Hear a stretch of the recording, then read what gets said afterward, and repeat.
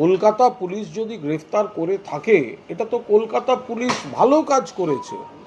এবার প্রশ্ন হচ্ছে, যদি বাংলাদেশের কেউ কলকাতা অবধি এসে থাকে, তার জন্য আঙুলটা কার দিকে উঠবে?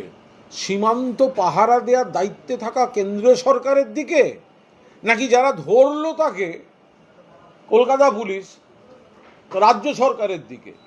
যদি বাংলাদেশ থেকে কেউ ঢোকে, যদি কেউ ভুয়ো পাসপোর্ট বা আসল পাসপোর্ট বা আধার কার্ড এখানকার সব তৈরি করে দেখায়, তো পাসপোর্ট কাদের দায়িত্ব?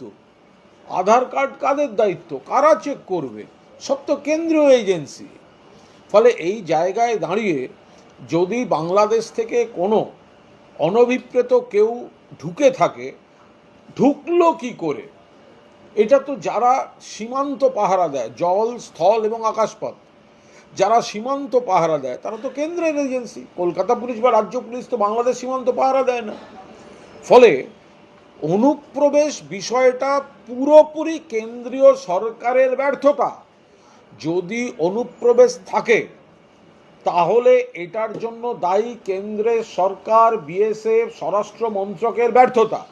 এবং তারা একটা জায়গায় এসে পড়ার পর তারা ভিড়ের মধ্যে মিশে যাচ্ছে, এবং সেখানে কলকাতা পুলিশের দক্ষতা যে সেখান থেকে তাকে ধরেছে।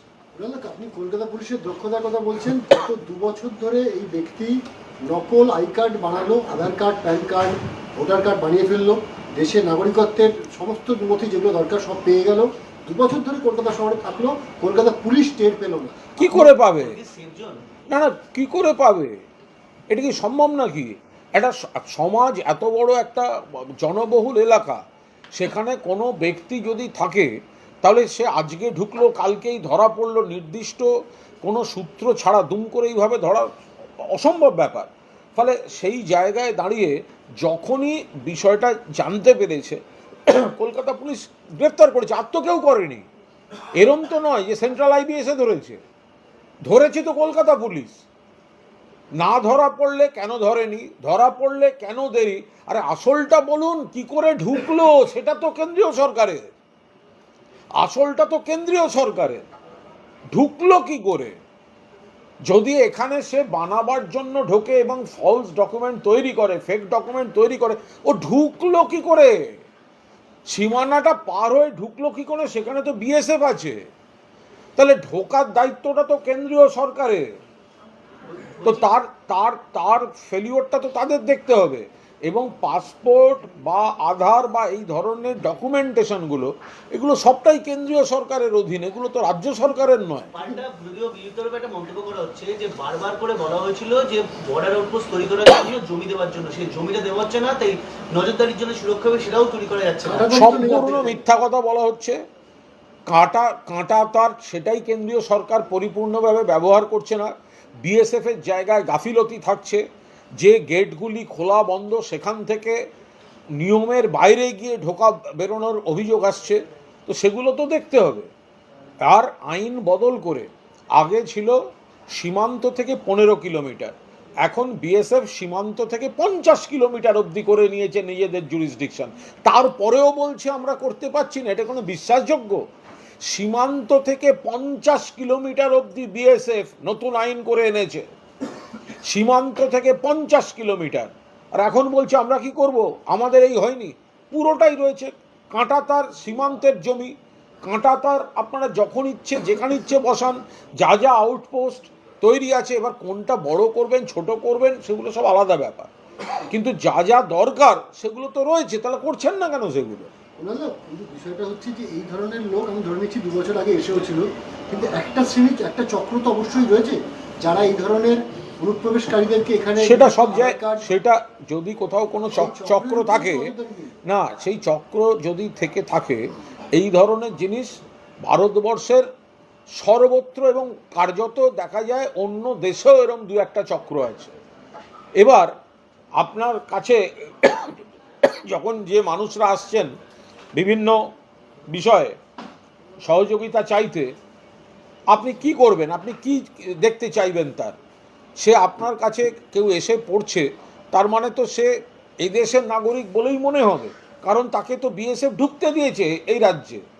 সে তো নয় নয় জলপথে, নয় স্থলপথে, নয় আকাশপথে, এয়ারপোর্ট পার হয়ে তো এসছে। তো আপনি এবার সেই জায়গাটায় যদি কেউ কোনো অনিয়মে সহযোগিতা করে থাকে, পুলিশ তাদেরকে নিশ্চয়ই খুঁজবে। এই যখন ধরা পড়েছে, তাহলে একে যারা ফেক তৈরি করে দিয়েছে, আপনি যদি দেখবেন এটা কোনো নতুন নয়। আপনাদের প্রশ্ন বা আপনাদের কভারেজ শুনলে মনে হয় আপনারা সবাই মঙ্গল গ্রহ থেকে এসছেন, নইলে আমরা মঙ্গল গ্রহ থেকে এসছি। এই যে ফেক পাসপোর্ট চক্র কোন যুগে ধরা পড়েনি আমাকে বলুন তো? কোন যুগে ধরা পড়েনি? কোন রাজ্যে ধরা পড়েনি? সমাজ এত বড়, তার মধ্যে খারাপ কাজের লোক তো থাকে, এবং সেই খারাপ কাজের লোক যেগুলো করছে পুলিশ সোর্সে সেগুলো জানতে পারলে পুলিশ তো ধরলো। এই তো নয় যে পুলিশ ধরেনি। তা পুলিশ যদি একে ধরতে পারে, তাহলে পুলিশ নিশ্চয়ই, পুলিশের কাছে এটাও এতক্ষণে চলে এসছে, বা পুলিশ সেই জাল বিছোচ্ছে যে একে এই বেআইনি জিনিসগুলো করতে সহযোগিতা করলো কারা। কিন্তু তার আগে ওইটা তো আসতে হবে যে সীমান্ত দিয়ে ঢুকছে কি করে। তারপরে তো আমাদের দেশে কে খারাপ কাজ করলো, কে আড়াল করলো, কে আশ্রয় দিল, কে তৈরি করে দিল, নিশ্চয়ই ধরা হবে।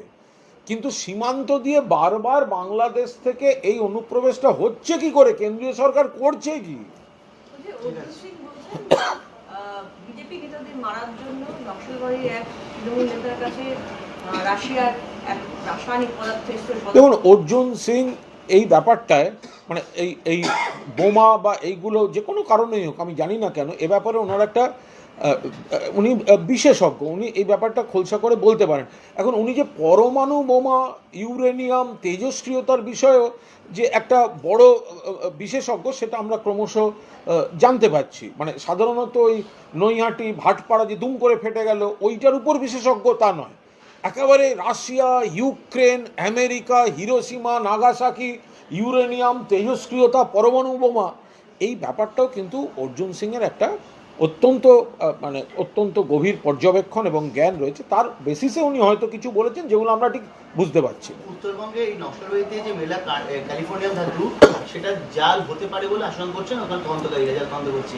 কিন্তু প্রশ্ন উঠছে যে যদি জাল হয় তাহলে সেটা নিয়ে ব্যবসা করছিলেন ওই তৃণমূলের যে নেতা যাকে অ্যারেস্ট করেছে। দেখুন, এগুলো সব অদ্ভুত অদ্ভুত ব্যাপার। এখন প্রথমেই কে তৃণমূল, কে অমুক, একটা ঘটনা কি ঘটেছে সেটা পুলিশ দেখছে, প্রশাসন দেখছে, কি বিষয় একটা রটিয়ে দিল, সেটা ব্রেকিং হয়ে যাচ্ছে, পরে বলা হচ্ছে না ওটা ঠিক নয়, তাহলে এটা হচ্ছে ঠিক। এখন কে ঠিক করেছে, কে ভুল বলেছে, তদন্তটাকে শেষ করতে দিন। যদি কোনো ভুয়ো খবর থাকে, ভুল ধারণা থাকে, তাহলে ভুল। আর যদি খবর ঠিক হয়, কোনো ব্যক্তি কোনো অন্যায় করে থাকে, তাহলে দল মত নির্বিশেষে পুলিশ যথাযথ ব্যবস্থা নেবে। তৃণমূলের কেউ কোনো অন্যায় করে থাকলেও পুলিশ সমান ব্যবস্থা নেবে।